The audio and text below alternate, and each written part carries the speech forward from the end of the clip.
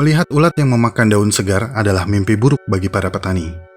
Tapi beda dengan ulat yang ini, mereka justru dipersilahkan memakan daun sebanyak mungkin, sampai gemuk. Ini adalah ulat sutra, yang merupakan produsen utama benang sutra. Benang yang kemudian menjadi kain sutra. Proses produksi sutra dikenal sebagai serikultur. Proses ini pertama kali ditemukan oleh Cina 5.000 tahun yang lalu. Menurut sejarah, Putri Leitsu atau Shi Lingxi menemukan proses ini secara tidak sengaja. Ketika Putri Leitsu sedang duduk membuat teh panas di bawah pohon murbei, satu kepompong ulat sutra jatuh ke dalam tehnya. Putri Leitsu kemudian menyadari ada serat yang dapat ditarik menjadi benang ketika ia mencoba mengangkat kepompong sutra tersebut dari dalam tehnya.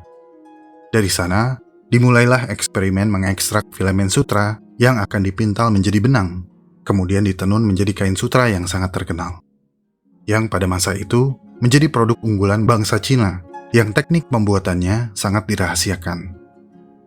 Rahasia produksi sutra adalah makhluk kecil yang dikenal sebagai ulat sutra.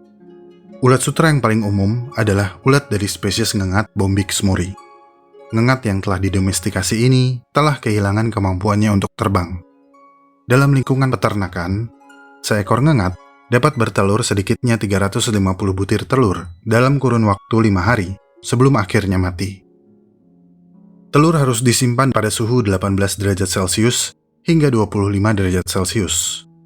Ulat sutra yang baru menetas akan diberi makan daun murbei atau mulberry selama 1 bulan.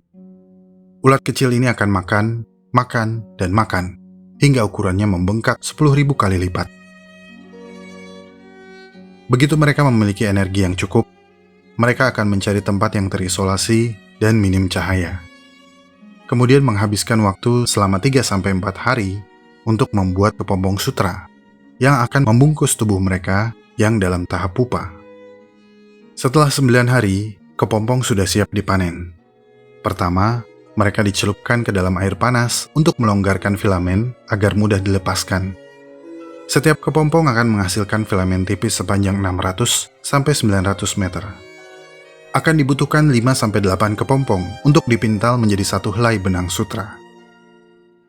Beternak ulat sutra dan menenun sutra adalah proses panjang dan melelahkan. Sekitar 34 juta orang di seluruh dunia secara langsung bergantung pada serikultur. Usaha turun-temurun ini telah berperan mengurangi kemiskinan pada masyarakat pedesaan. Negara penghasil sutra utama adalah Cina dan India, yang diikuti oleh Brazil, Korea Utara, Thailand, dan Vietnam. Ada pepatah dari Vietnam yang berbunyi, peternak babi bisa makan sambil duduk, tapi peternak ulat sutra harus makan sambil berdiri. Ini karena ulat sutra membutuhkan perhatian khusus sampai mereka membentuk kepompong. Petani harus tetap menjaga ulat sutra dengan hati-hati. Perhatian utama adalah pada pakan dan suhu lingkungan.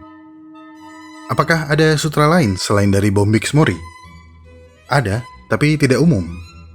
Alasan utama kenapa sutra dari Bombyx mori dipilih adalah karena ketahanan atau durabilitasnya dan mudah dimodifikasi. Selain itu, sutra dari Bombyx mori dapat meresap pewarna dengan sangat baik, tidak seperti material lain. Ini karena bentuk radius filamennya yang lebih menyerupai prisma segitiga daripada bulat silinder. Dan ini akan mengintensifkan warna apapun yang diterapkan. Penampilan kain sutra yang berkilauan disebabkan oleh struktur serat yang seperti prisma segitiga itu, yang memungkinkan kain sutra untuk membiaskan cahaya yang masuk pada sudut yang berbeda. Plus, tidak ada serat sutra tunggal yang seragam, sehingga sutra menghasilkan warna unik yang berbeda. Sesungguhnya ada beberapa jenis sutra liar yang diproduksi oleh ulat selain ulat sutra murbei, seperti produksi sutra eri di Assam, India. Namun skala produksi sutra selain sutra murbei jauh lebih kecil. Ada beberapa alasan untuk hal ini. Pertama, karena spesies liar tersebut belum didomestikasi cukup lama, menyebabkan adanya perbedaan warna dan tekstur sutra, sehingga hasil akhirnya kurang seragam. Kedua, kepompong yang dikumpulkan di alam liar biasanya memiliki kepompong yang sudah matang, atau pupa di dalamnya sudah keluar dari kepompong, sehingga benang sutra yang membentuk kepompong telah robek dan sutra yang merangkainya menjadi lebih pendek.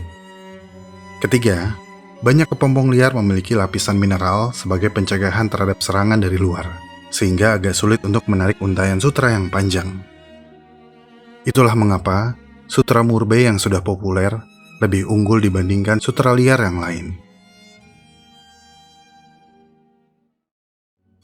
Pada abad ke-19, seorang misionaris Prancis bernama Jacob-Paul Cambu sedang berada di Madagaskar. Ia menyaksikan warga lokal membuat hiasan untuk tempat tidur yang hampir seluruhnya ditenun dari sutra laba-laba yang hidup makmur di Madagaskar. Laba-laba Golden Orb Weaver dari genus Nephila. Kerajinan ini sangat populer pada masa itu. Namun, entah bagaimana, tenunan sutra laba-laba ini menghilang di telan waktu. Tidak ada yang tahu apa yang terjadi pada mereka. Rekam jejak tekstil berbahan sutra laba-laba yang lain adalah kaos kaki King Louis ke-14 yang dibuat pada tahun 1709. Dan sejak saat itu, belum ada lagi yang berhasil menenun dengan sutra laba-laba. Sangat disayangkan. Tapi sutra laba-laba sangat sulit untuk ditenun dengan tangan manusia. Alasan utamanya adalah laba-laba tidak mudah didomestikasikan. Mereka menggigit dan memiliki bisa, yang meskipun tidak mematikan, tapi pasti menyakitkan.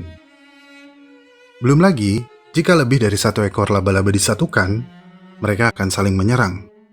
Laba-laba mati tidak akan menghasilkan sutra yang baik.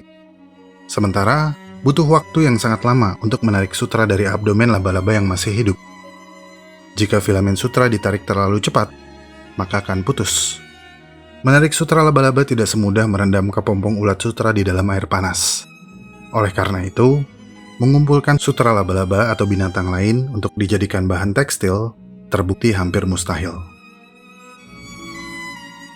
Tapi pada tahun 2008, ada potongan kain terbesar yang diketahui dibuat dari sutra laba-laba Golden Orb Weaver.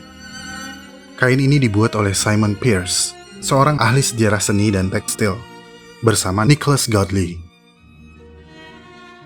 Kain ini sangat langka di dunia, karena dibutuhkan lebih dari 1 juta laba-laba dan waktu 5 tahun untuk menyelesaikan proyek tersebut. Dibantu oleh 70 orang penenun lokal. Proses ini organik, menggunakan 100% sutra laba-laba. Dan menariknya, tidak ada laba-laba yang terbunuh dalam proses pembuatan material ini. Setelah semua sutra ditarik, laba-laba tersebut dilepaskan kembali ke alam liar. Seminggu kemudian, laba-laba tersebut sudah siap dipanen kembali. Produk akhirnya adalah selembar kain emas yang dianggap paling langka di dunia.